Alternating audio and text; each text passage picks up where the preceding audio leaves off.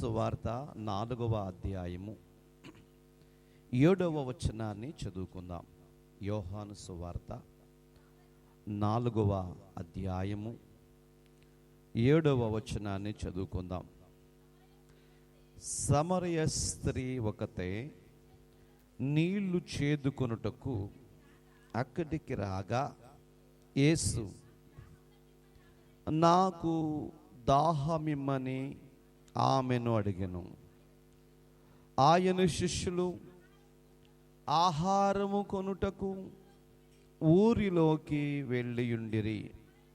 ఆ సమరయ స్త్రీ, యూదుడవైన నీవు సమరయ స్త్రీ అయిన నన్ను దాహమునకిమ్మని ఎలాగూ అడుగుచున్నావని ఆయనతో చెప్పెను. ఏలయనగా యూదులు సమరయులతో సాంగత్యము చేయరు. అందుకు యేసు, నీవు దేవుని వరమును నాకు దాహమునకిమ్మని నిన్ను అడుగుచున్నవాడెవడో అది ఎరిగి ఉన్నట్లయితే నీవు ఆయనను అడుగుదువు, ఆయన నీకు జీవజలమిచ్చునని ఆమెతో చెప్పెను. అప్పుడా స్త్రీ, అయ్యా, ఈ బావి లోతైనది, చేదుకొనుటకు నీకేమీయూ లేదే. ఆ జీవజలము నీకు ఎలాగు దొరుకును? తనను తన కుమారులను పశువులను ఈ బావి నీళ్లు త్రాగి మాకిచ్చిన మా తండ్రి అయిన యాకోబు కంటే నీవు గొప్పవాడవా? ఆయనను అడిగెను. ప్రియులారా, ఈ మాటలు గడిచిన సందర్భాలలో మనము చదువుకున్నాం, విన్నాం, నేర్చుకున్నాం. మరొకసారి ఈ మాటలు మనము గమనించినట్లయితే, ఆ ప్రాంతాలు తిరుగుతూ ఒక దినాన సమరయ ప్రాంతానికి యేసుక్రీస్తు ప్రభువారు వెళ్ళిన విధానం మనకు కనబడుతుంది. ఆయనకు దాహమైనప్పుడు యాకోబు బావి దగ్గర, అనగా యాకోబు తవ్వించిన బావి దగ్గర ఆయన కూర్చున్నాడు.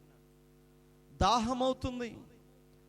దాహము అవుతున్నటువంటి సందర్భాలలో నీళ్లు చేదుకోవటానికి ఆడగో స్త్రీ వచ్చింది. ఆవిడెవరంటే సమరయ స్త్రీ. ఆమెను చూడగానే యేసుక్రీస్తు ప్రభువారు, అమ్మా, నాకు కొంచెం దాహం ఇమ్మని అడుగుతూ ఉన్నాడు. అడిగినప్పుడు తను అంటున్న మాట ఏంటంటే, మీరు యూదులు, మేము సమరయులము, మీకు మాకు సాంగత్యము లేదు, మీకు మాకు సహవాసము లేదు. అలాంటిది నన్నెందుకు నీవు అడుగుతున్నావని ఆయనను ప్రశ్నించింది. ప్రియులారా, అప్పుడు ఆయన అంటున్నాడు, నేను ఎవరో తెలిస్తే ఇవన్నీ నువ్వు అడిగేదానివి కాదు. అప్పుడు సమరయ స్త్రీ అంటుంది, మా పితరుడైన యాకోబు. క్రొత్త నిబంధనలో ఉన్నటువంటి సమరయ స్త్రీ ఎవరి గురించి మాట్లాడుతుంది? మా పితరుడైన యాకోబు కంటే నీవు గొప్పవాడివా?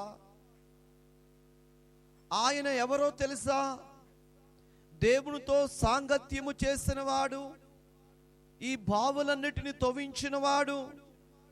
అంతేకాకుండా ఆయనలో నుంచి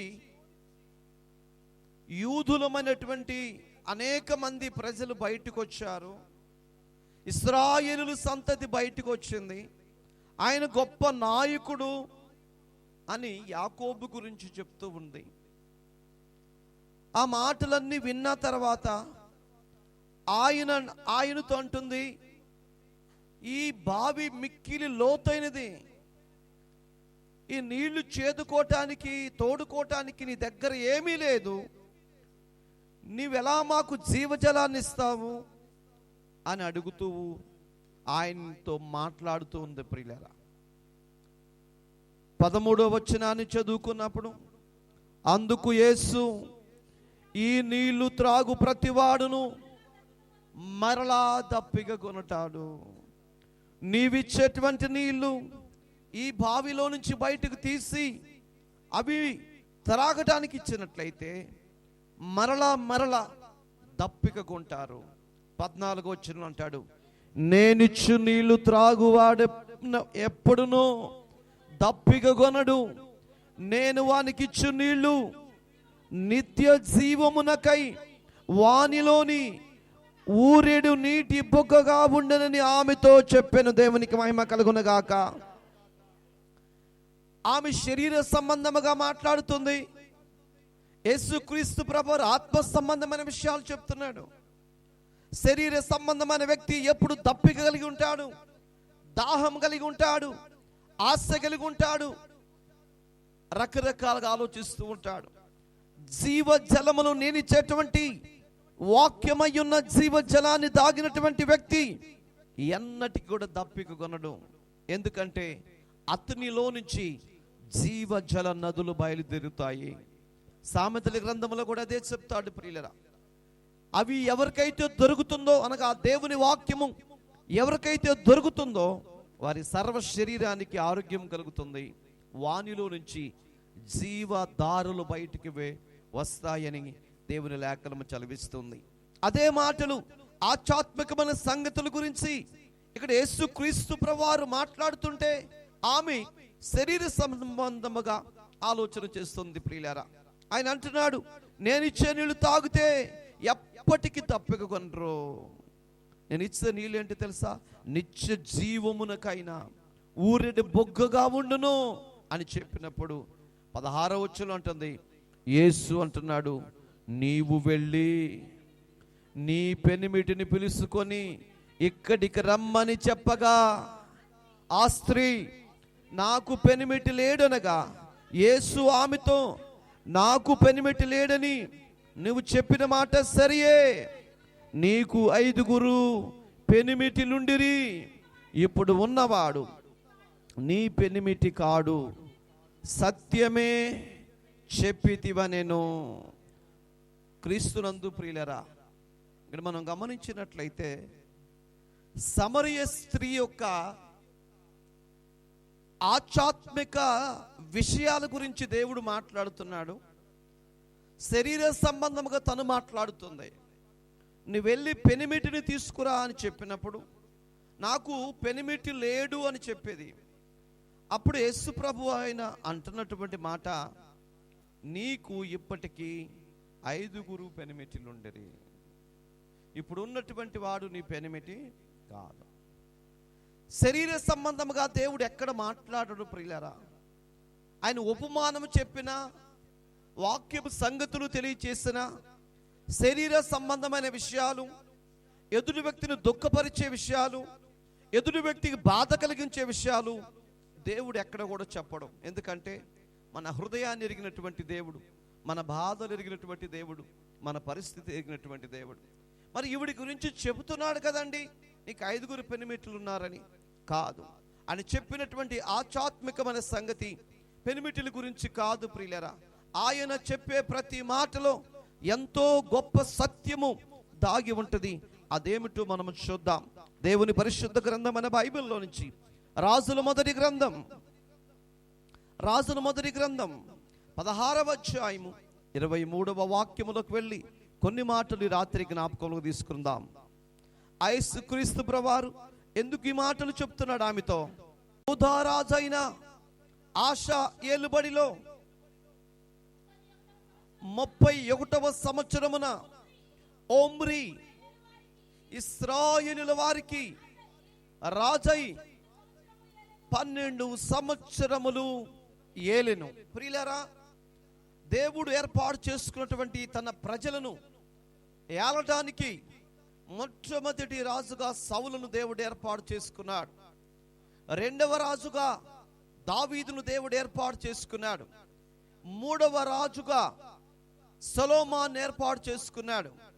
సొలొమోను తనంతరం 2 రాజ్యాలుగా ఈ యొక్క పరిస్థితి మారిపోయింది. లేక 2 రాజ్యాలుగా ఈ యొక్క 12 గోత్రాలు విడిపోయిన ప్రియులారా. విడిపోయినటువంటి ఈ 12 గోత్రాలు మనం గమనించగలిగితే 10 గోత్రాలు ఒకవైపు, 2 గోత్రాలు ఒకవైపుకు వెళ్ళిపోయాయి. అప్పుడు యూదా వారని, ఇశ్రాయేలు వారని వారికి పేరు పెట్టబడి ఉన్నది.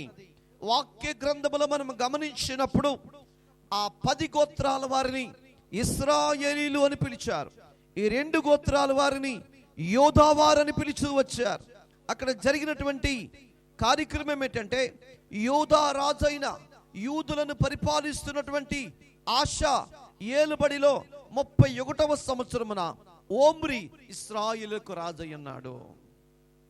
2 రాజుల గురించి మనం చూస్తున్నాం. ఇశ్రాయేలుకు ఓమ్రి రాజై ఉంటే ఆషా యూదా ప్రజలను పరిపాలిస్తున్నాడు. ఆ సందర్భంలో ఒకటి జరిగింది. ఏం జరిగిందంటే, ఓమ్రి ఇశ్రాయేలుల వారికి రాజై 12 సంవత్సరాలు ఏలెను. ఆ 12లో 6 సంవత్సరాలు అతడు తిర్సాలో ఏలెను. అతడు షేమేరునొద్ద సోమ్రోను కొండను 4 మనుగుల వెండికి కొనుక్కొని, ఎవరైనా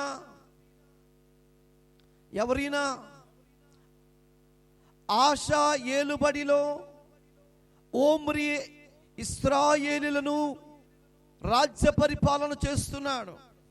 ఆ ఓమ్రి 12 సంవత్సరాల పరిపాలనలో 6 సంవత్సరాలు తిర్సాలో ఏలెను.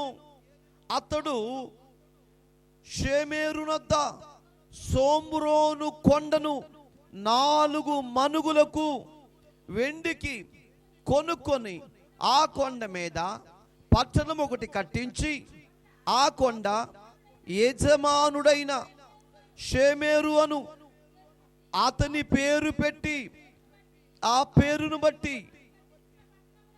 పట్టణమునకు షోమ్రోను అని పేరు పెట్టాను. దేవునికి మహిమ కలుగును గాక.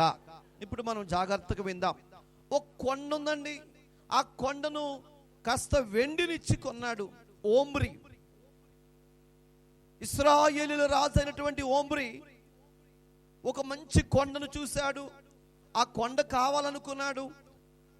కాస్త వెండి తీసుకెళ్ళిచ్చి ఆ పట్టణాన్ని, లేకపోతే ఆ కొండను కొన్నాడు. కొని దానికి ఏం పేరు పెట్టాడంటే సోమ్రోను అని. కొండ మీద కట్టబడిన సోమ్రోను అంటున్నామే, అదే ఈ పట్టణం. ఆ పట్టణం అక్కడ కట్టాలనుకున్నాడు.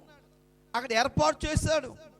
అక్కడ ఏర్పాటు చేసిన తర్వాత ఆ పట్టణం ఒక సస్యశ్యామములుగా, చక్కగా, దీవెనకరంగా ఉంటుంది ప్రియులారా. ఏడు మనం గమనించగలిగితే 16వ అధ్యాయము 24వ వచనములో ఆ మాటకు మనం చూడండి. పట్టణమునకు సోమ్రోను అను పేరు పెట్టెను. ఏం పేరు పెట్టాడు చెప్పండి? షోమ్రోను అను పేరు పెట్టెను. 16వ అధ్యాయము 24వ వచనములో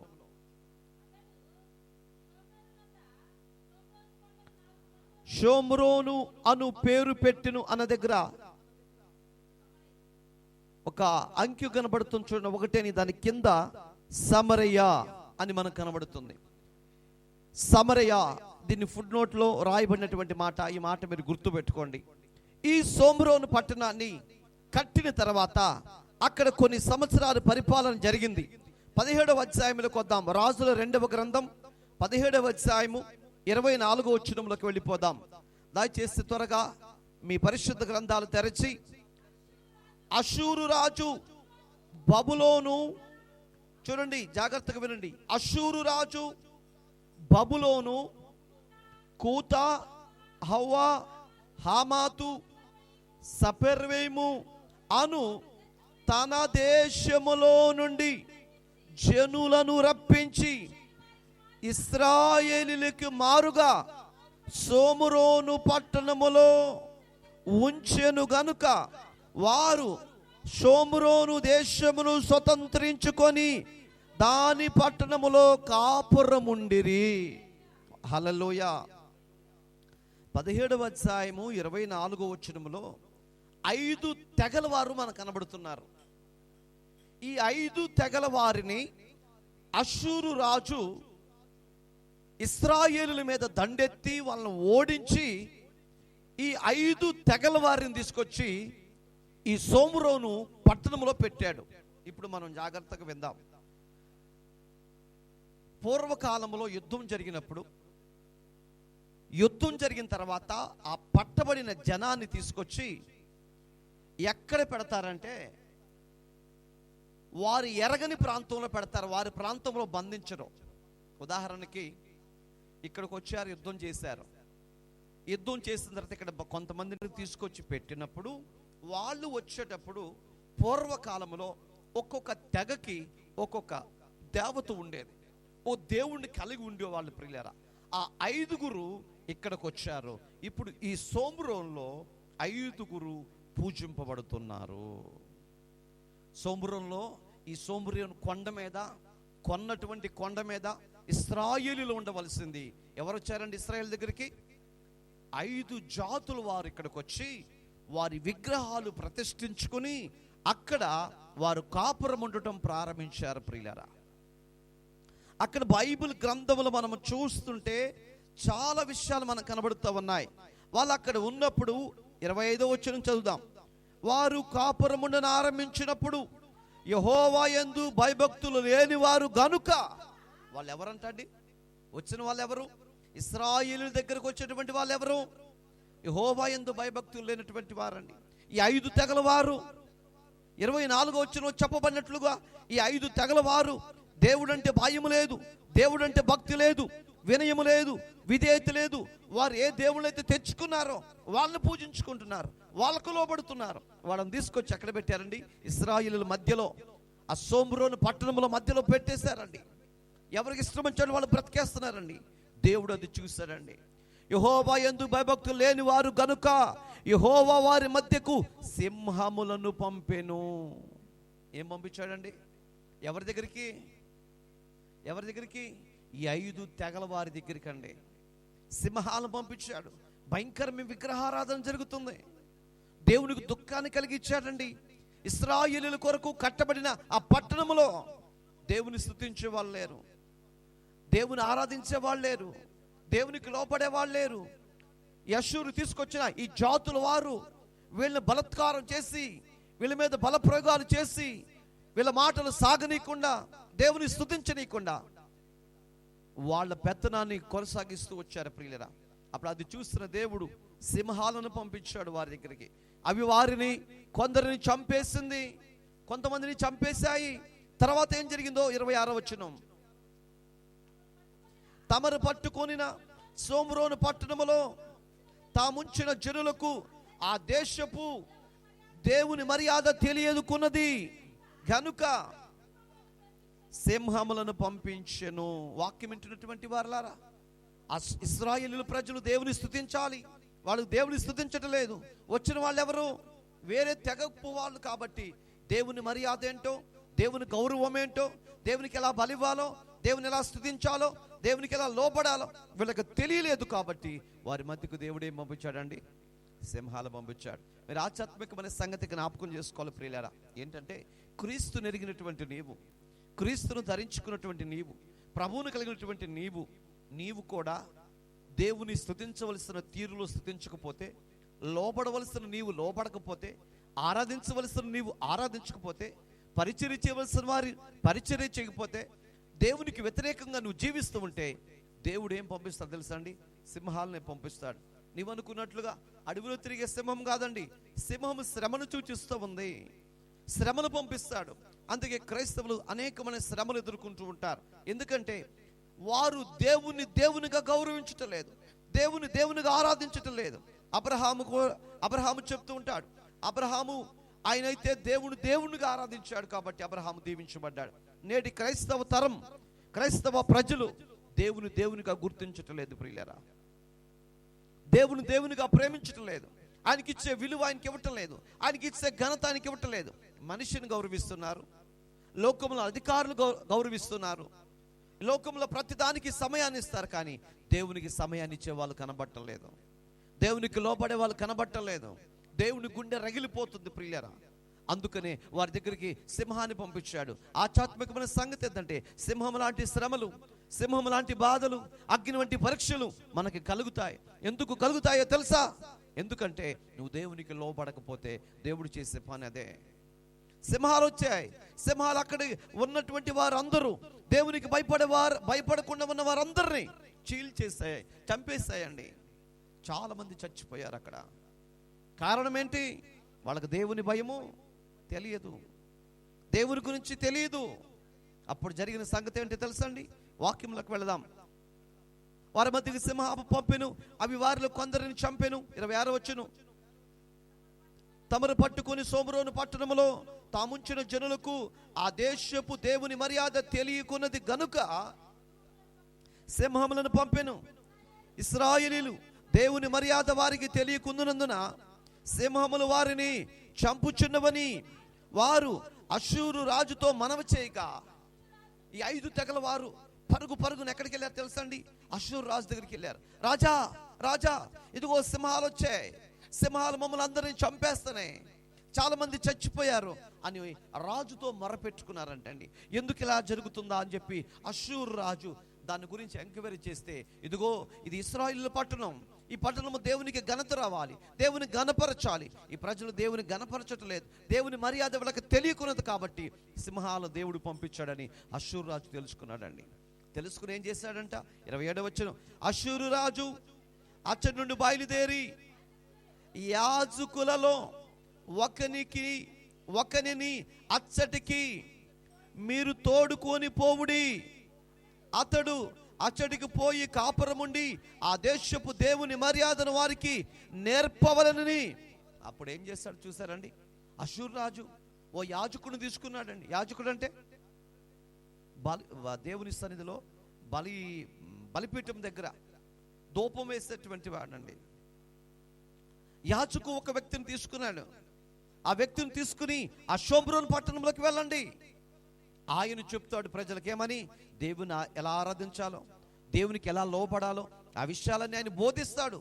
బోధించినప్పుడు ప్రజలు చర్యలు మార్చుకుంటారు, తలంపులు మార్చుకుంటారు, వారి సిద్ధాంతాలు మార్చుకుంటారు, వారి అలవాట్లు మార్చుకుంటారు. అప్పుడు ఈ సింహాలు ఈ ప్రజలు ఏమి చేయకుండా దేవుడు ఆపుతాడని అష్షూరు రాజుకు జ్ఞానోదయమైందండి. దేవునికి మహిమ కలుగును గాక. హల్లెలూయా, హల్లెలూయా. క్రైస్తవులమైనటువంటి మనకు జ్ఞానోదయం అవ్వటలేదు. నాకెందుకు ఈ శ్రమలు వస్తున్నాయి, నాకెందుకు ఈ బాధ వస్తూ ఉంది, నేను ఎందుకు ఇబ్బందులు పడుతున్నాను, నాకెందుకు కన్నీళ్ళు వస్తూ ఉన్నాయి, నేను ఎందుకు ఈ పరిస్థితుల మధ్య ఉన్నానని అర్థం చేసుకునే వాళ్ళు కనబడలేదు. దేవుని మనసు ఎరిగిన వాళ్ళు కనబడలేదు. ప్రియులరా, ఈరోజు నువ్వు దేవుని మనసు ఎరిగి ఉండాలి. దేవుని గుండె లోతుల్లో దాగిన బాధ ఏంటో గుర్తించాలి. ఆ బాధను లేకపోతే ఆ పనిని జరిగించడం కోసమే దేవుడు పిలిచాడు. ఆ పని దావీదు చేశాడు. అందుకే దావీదు గురించి అంటాడు, దావీదు నా ఇష్టానుసారుడని. దేవుని పని జరిగించడంలో ఎంత మాత్రం మనం నిర్లక్ష్యం చూపించకూడదు ప్రియులారా. వారు నిర్లక్ష్యం చూపించారు కాబట్టి ఇదిగో యాజకుని తీసుకొచ్చి అక్కడ పెట్టండి, అక్కడ ఆయన ఉంటాడని ఆజ్ఞాపించాడండి. 28వ వచనం. కాగా షోమ్రోనులో నుండి వారు పట్టుకుని వచ్చిన యూదులలో ఒకడు వచ్చి బేతేలు ఊరిలో కాపురముండి యెహోవా యందు భయభక్తులుంచగా ఉండదగిన మర్యాదను వారికి బోధించెను గాని కొందరు జనులు సొంత దేవతలను పెట్టుకొని. దేవునికి మహిమ కలుగును గాక. లెక్క ప్రకారం అష్షూరు రాజు చెప్పాడండి, ఓ యాజకుడిని తీసుకెళ్ళండి, యాజకుడు మీకు దేవుని మర్యాద గురించి చెప్తాడు, దేవుని యొక్క కట్టల గురించి చెప్తాడు. ఆయన వచ్చాడు, అక్కడ కాపురం ఉన్నాడు. ఆ ప్రజలందరికీ, ఈ 5 తెగల వారికి దేవుని గురించిన జ్ఞానపు మాటలు చెప్పాడు. కానీ వాళ్ళంట వినలేదంటండి, లెక్క చేయలేదు. దేవుని మాటలు లెక్క చేయలేదండి. లెక్క చేయకపోవటం వల్ల అక్కడ జరిగిన సంగతి ఏంటో తెలుసండి? దేవుని కోపం మరింత రగులుకుందండి. వాక్యంలో అక్కడ చూస్తాం చూడండి. కాగా షోమ్రోను నుంచి వచ్చిన వారు యాజకుడు చెప్పిన మాటలు వినకుండా ఏం చేశారంటే, వారు తెచ్చుకొనినటువంటి తమ సొంత దేవతలను పట్టుకొని ఏం చేశారంటండి, గుడి కట్టించుకొని పూజలు చేయటం ప్రారంభించారండి.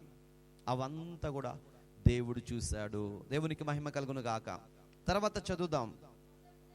కొందరు జనులు సొంత దేవతలను పట్టుకొని సోమ్రోనిలను కట్టుకొనిన ఉన్నత స్థలములలో, మందిరములలో వాటిని ఉంచుకొనిరి.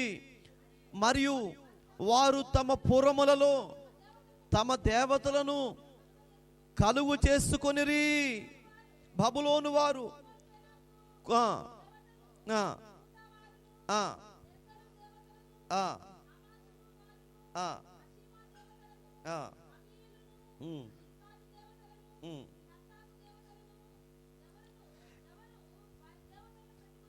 ఎవరు వారి దేవతను పెట్టుకొని చుండిరి, పిల్లలను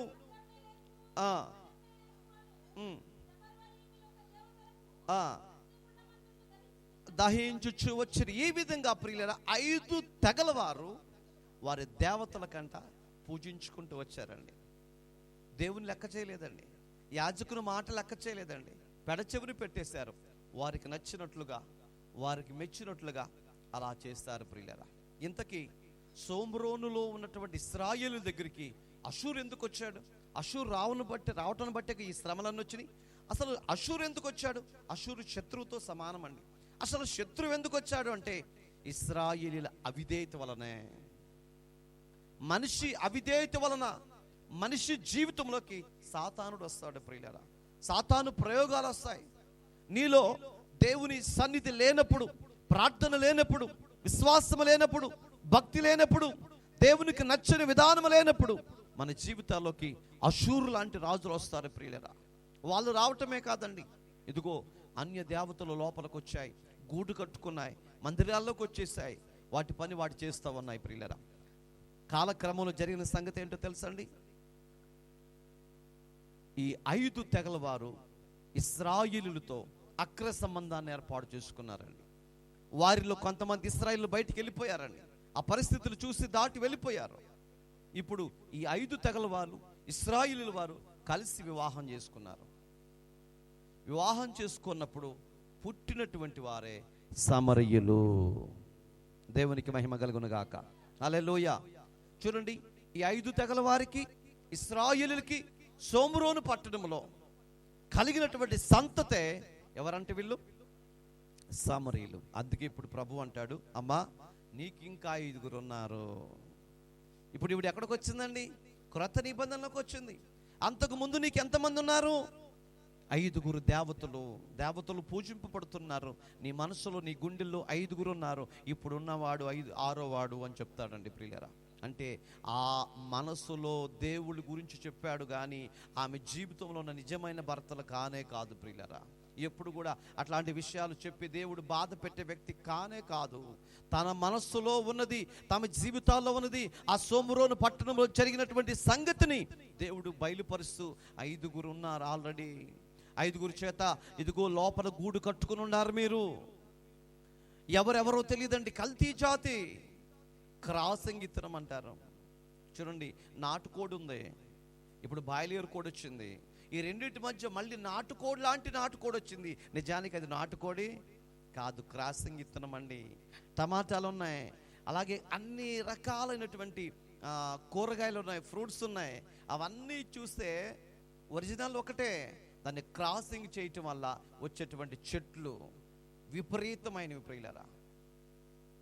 నీవు ఈ 5 గురించి చెప్పలేదండి. మా పితరుడైన యాకోబు కంటే నువ్వు గొప్పవాడువా అని సంబోధిస్తూ ఉన్నటువంటి మాటలు.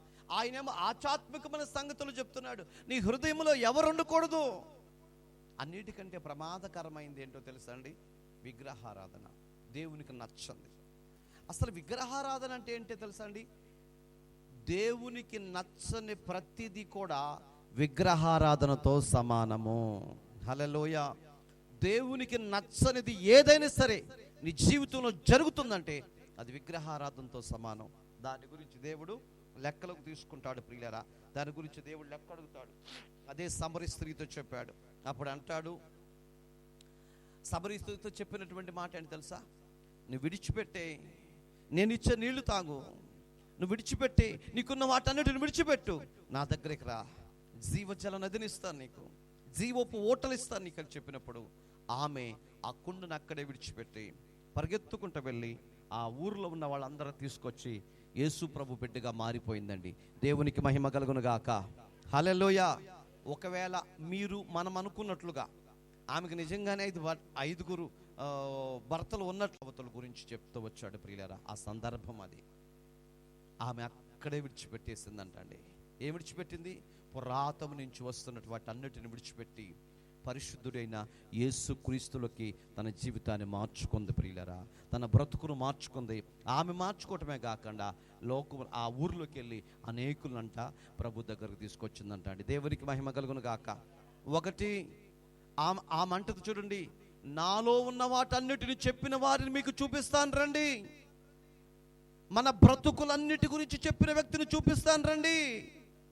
ఎంత ఆశ్చర్యం అండి. ఎప్పుడో జరిగిందండి అది. ఎప్పుడో జరిగింది. ఆ జరిగిన విషయాన్ని అంతా బయలుపరచడానికి కట్టుకట్టినట్టుగా చెప్పడానికి వచ్చేసాడు రండి అని అందరూ వచ్చారండి. జరిగిన కథ అంతా తెలుసుకున్నారండి. అవును నిజమే అని వారి పాపములన్నీ ఒప్పుకొనండి వాళ్ళందరూ కూడా యేసు వైపు తిరిగారండి. దేవునికి మహిమ కలుగును గాక. అంటే ఈరోజు నీవు నేను మనందరము కూడా ఎవరి వైపు తిరగాలి తెలుసండి? యేసు వైపు తిరగాలి. ఆ విగ్రహారాధన అనబడుచున్న దేవునికి వ్యతిరేకమైంది ఏదైనా సరే దాన్ని ఈ రాత్రి మనం విడిచిపెట్టాలి. దేవునికి ఇబ్బంది కలిగించేది, దేవునికి దుఃఖాన్ని కలిగించేది, దేవునికి బాధ కలిగించేది నీ జీవితంలో, నా జీవితంలో, మనందరి జీవితంలో, ఎవరి జీవితంలో ఉన్నప్పటికి కూడా ప్రియులారా ఈ రాత్రి మనం దాన్ని విడిచిపెట్టాలి. అది విడిచిపెడితేనే ఈ రాత్రి నీవు నేను విడిచిపెడదామా? విడిచిపెట్టి సమరి స్త్రీ వలె ఆ జీవజల నదిని, జీవపు ఓటును తాగి అనేకులకు సాక్షులుగా మారుదాం. ఆయన కృప కొరకు ఎదురు చూద్దాం. దేవుడి మాటలు దీవించును గాక. ఆమేన్. సమరయ స్త్రీతో దేవుడు మాట్లాడుతూ వచ్చాడు. ఆమె పూర్వకాలములో తమ జీవితంలో ఏమి జరిగాదో, ఆ సోమ్రోనులో ఏం జరిగిందో విషయాలన్నీ దేవుడు తెలియచేశాడు. సోమ్రోనులో ఉన్నటువంటి ప్రజలు ఇతర దేవతలను ఆరాధిస్తూ పూజిస్తూ దేవునికి వ్యతిరేకమైన కార్యాలు చేశారు. ఇదిగో యాజకుడు వచ్చాడు, దేవుని గురించిన భయముల గురించి మాట్లాడుతూ వచ్చాడు. ఎలా ఆరాధించాలో, ఎలా ప్రార్థించాలో అనేక విషయాలు తెలియచేసినప్పటికి కూడా వాళ్ళు మారకుండా, వారి క్రియలు మార్చుకోకుండా వారి ఇష్టానుసారంగానే వాళ్ళు జీవిస్తూ వచ్చారు ప్రియులారా. అనేక మంది ఆ సింహము చేత చీల్చబడ్డారు, చనిపోయారు. అలాంటి వారిని దేవుడు విడిచిపెడితే సమరయులుగా లోకములకు వచ్చారు. సాంగత్యాన్ని కోల్పోయిన వారిగా వచ్చారు. అయినా దేవుడు విడిచిపెట్టకుండా మరలా తన హక్కును చేర్చుకున్నాడు. పాపము చేసి దేవుడు అనుగ్రహించి మహిమను వాళ్ళు పొందలేకపోయినప్పటికీ కూడా వారి బ్రతుకును మార్చడానికి యేసుక్రీస్తు లోకానికి వచ్చాడు. వాళ్ళ జీవితాల్లోకి నీటి ఓటలను, జీవజలపు నదిని కురిపించడానికి సజీవుడైన దేవుడు మరలా వచ్చాడు. నేనిచ్చే నీళ్లు తాగితే ఎన్నటికి దప్పిక కొనవని చక్కగా వివరంగా చెప్పాడు. ఆమె అక్కడే తన జీవితాన్ని విడిచిపెట్టింది, పాపాన్ని విడిచిపెట్టింది, పరిశుద్ధుడైన దేవుని వైపుకు మారింది. తను మారతమే కాక అనేక మందిని ప్రభు దగ్గర నడిపించింది. మరి మన పరిస్థితి ఏంటి ప్రియులారా? మన జీవితం ఏంటి? ఒక్కసారి మనం పరీక్షించుకుందామా, పరిశోధించుకుందామా? దేవుని పని కొరకు పిలువబడినటువంటి నీవు, ఏర్పరచబడినటువంటి నీవు ఆయనకు నచ్చే బిడ్డగా, ఆయనకి మెచ్చే బిడ్డగా, ఆయన కృప కొరకు ఎదురు చూస్తూ జీవించాలని రాత్రి నీకు మనం చేస్తున్నాను. ప్రార్థన చేసుకుందాం. మమ్మల్ని మిక్కిలిగా ప్రేమించిన పరలోకపు తండ్రి, రాత్రి అమూల్యమైన మాటల చేత మా హృదయాలు నింపి తండ్రి నీకు వందనాలు చెల్లిస్తున్నాం. సమరస్థితి తన జీవితాన్ని మార్చుకోవటానికి కారణం మీరే. ఆధ్యాత్మికమైన సంగతులు మీరు తెలియచేశారు. అయిదా ఆ ఆరాధించుచున్నటువంటి వాటిని విడిచిపెట్టి సజీవుడైన యేసుక్రీస్తులోకి తన జీవితాన్ని మార్చుకుంది. ఆ పట్టణాన్ని దేవుని వైపు త్రిప్పింది ప్రభువా. అలా మేము కూడా మార్చబడి నీ కృప కొరకు ఎదురు చూసే బిడ్డలుగా మమ్మల్ని ఉంచమని ప్రార్థిస్తున్నాం. ఎంచ దినాలలో నీ కృప కలిగి మేమందరం జీవించడానికి సహాయము చేయమని ఇన్న మాటలు మా వినికిడులు దీవించండి. అలాగే హోలీ గాస్పెల్ మినిస్ట్రీస్ ద్వారా, యూట్యూబ్ ఛానల్ ద్వారా ఎంతమంది ఈ దేవుని వాక్యాన్ని విని బలపరచబడుతున్నారు వారిని, వారి కుటుంబాలు దీవించండి. వారి బిడ్డలు మీరు దీవించండి. వారు ఏ అవస్థలో ఉన్నారో వారి అవస్థలన్నీ తీర్చి నీ దయగలిగిన సన్నిధి చేత ప్రతి కుటుంబాన్ని నింపి సహాయం చేయమని యేసయ్య నామములో స్తుతించి ప్రార్థన చేసి వేడుకుంటున్నాము తండ్రి. ఆమేన్. Praise the Lord. మీ అందరికీ వందనాలు.